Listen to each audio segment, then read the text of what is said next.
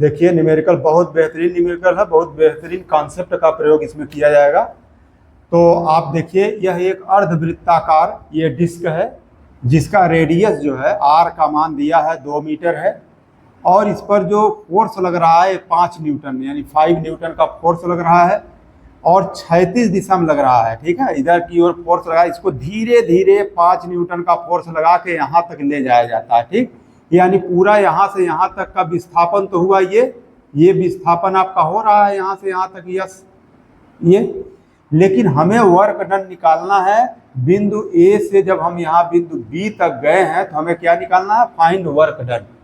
तो बच्चों यहाँ पर फोर्स तो लगा इधर डायरेक्शन में, हमें डिस्प्लेसमेंट किधर चाहिए, फोर्स इनटू फोर्स के डायरेक्शन में डिस्प्लेसमेंट चाहिए या डिस्प्लेसमेंट के डायरेक्शन में फोर्स चाहिए।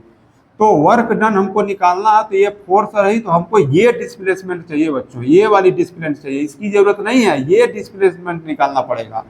तो मान लीजिए यह पॉइंट सी हो गया, तो ये एंगल 60 अंश है, तो इसका मान कितना हो गया, आर साइन 60 अंश, यानी सी बी का मान कितना हो गया, आर साइन 60 अंश। अब ये वैल्यू आपको पता चल गई, और ये एफ है, तो वर्क डन निकल जाएगा बच्चों फोर्स इंटू सी बी, ये फोर्स इंटू फोर्स के डायरेक्शन में विस्थापन डिस्प्लेसमेंट।